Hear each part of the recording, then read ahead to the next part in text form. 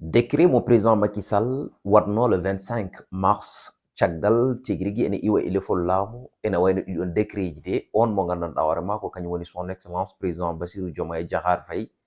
itti waɗi ɗum annulé ha laaɓi cer nde tawno kanko président Bassirou Diomaye Faye omo fiɓi wonde so tawi ala ko heddi sowona Macky Sall ene yaaha fotani wadde nommé président cour suprême ɗum noon e nomination ngaji goɗɗi ɗi gandanɗa hoorema ko wayno on mo gandanɗa hoorema ko kañum woni Fou Malade waɗanoma nommé Fou Malade wi wonde tinani ɗum yi ɗum koye journal officiel kono noon ɗum fof e wade noon ina wayno ɗiɗo nomination ngaji kanko on mo gandanɗa hoorema kañum woni président Bassirou Diomaye Faye o itti ɗum ha laaɓi cer so tawi en gummima toon jahaten koye Amadou Ba chef de l'opposition ina wayno noon caggal nde Amadou Ba wonno candidature mo Benno Bokk Yakar kanko noon ene wayno haalaluji kewɗi gummima hen nde wonde ko trahison woni hen guila nden fewde joni noon militant ji makko nana jaaha e téléji ɗi e radio ji ɗi gam yidde hollirde mette mumen kono noon kanko Amadou Ba ina wayno e nder oɗo saaha o woni koye wadde créé parti makko gam wadde démissionné e APR ha laaɓa cer nde tawno kanko mo fiɓi wonde so tawi mo lutti wonde e APR o dañata fartange wawde tigui rigui wonde chef de l'opposition mo yiɗi wawde e wonde o kono noon won wiɓe wonde beele Amadou Ba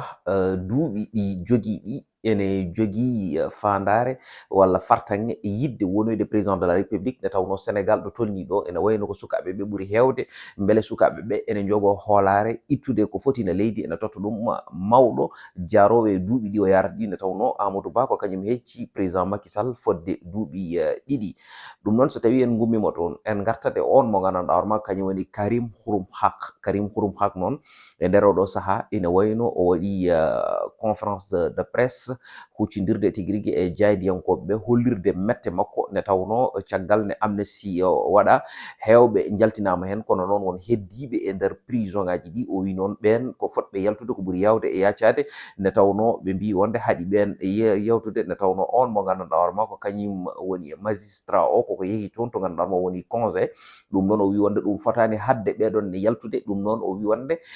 beele yimɓe ɓe ene gandi holko woni patriote nde tawno hande hewɓe fitotoɓe bacce ene mbiya wonde ko patriote ɓe gona patriote en nde tawno wonde patriote wona wonde almudo on mo gandanɗa hoorema ko kañum woni Sonko nde tawno sa woni patriote kala ko gandanɗa hoorema fotani wadde walla fotani waɗede e nder leydi ma poɗɗa ko darade pour haɓanade ɗum ɗon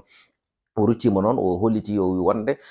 o famani kanko laamu ngu kala mo cikkuɗa wonde ko kañum ɓuuri fewde foof tawa wonde ko kañum ɓuuri bonde o wi noon altine oɗo de kanko mawo yaha o yalta o hollira tigui rigui mette makko kala noon ɗum mo metti gam ɓen ɓe gandanɗa hoorema ko kañumen woni wonnoɓe détenu politique eji ɓe yooɓe gar ɓe tawamo toon to gandanɗa hoorema woni place de l'Obélisque non so tawi ɗum ɓenni ene wayno fannoɓe gouvernement on mo gandanɗa hoorema ko kañum woni PMOS woni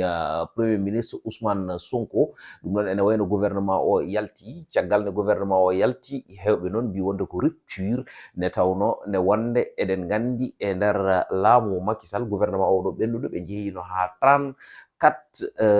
caggal gouvernement makko battiɗiɗo ɓe jeehino ni ha 39 ɗum noon sikki ala kanko ari o waɗi 25 ministre kono noon ene waɗi 5 secrétaire d'état ɗum noon hewɓe noon mbi wonde secrétaire d'état kañumen ko ministre tan nde tawno wadde eɗen mbawi wiide ko 30 ministre kono noon ɗum fof e wade noon holko saabi yimɓeɓe mbi wonde ko rupture nde tawno won sikketanoɓe wonde so tawi ala ko heddi so wona wonde Ousmane Sonko en keeɓi lefol laamu kañumen kam ko ministère uji ha joni gonata ɗum noon ene jeeya hen on mo ganduɗa hoorema kañum woni Aïda Mbodj ene jeeya hen Mimi Touré ene jeeya hen Guy Marius Sagna ene jeeya hen Pape Demba Touré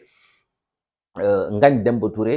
e woɗɓe ɓe jiida e ɓeɗon kono ɗum fof e wade noon ene wayno hewɓe toɗɗaɓe ɓe ni yimɓeɓe ganda ɗumen no fewi ɗum noon kono wiruno ni tan nde tawno kala cikkowo wonde soɓe keeɓi lefol laamu ɓe mbaɗat ɗum ko gâteau goto fof heeɓa hen gueɗal mum wonde juumi nde tawno ɓe gandanɗa hoorema ko kañumen goni toɗɗaɓe ɓe kamɓe ene heewi hen ɓe gandanɗa hoorema eɗen mbawi wiide gona politicien ji ni saaha jogo base politique saabu ɗum hewɓe hen gandaka ni holɗo jeeya. ɗum noon won wiɓe wonde beele fuutankoɓe kañumen dañi fartange wawde hebde ministre e nder oɗo gouvernement kesso, ɓe mbi aha ɓiɗɗo Diatar nani hen ko kañum totta ko fewte banggue cellal. ɗum noon sikki ala so tawi en gummima toon bandiraɓe musidɓe tedduɓe heeɗiɓe,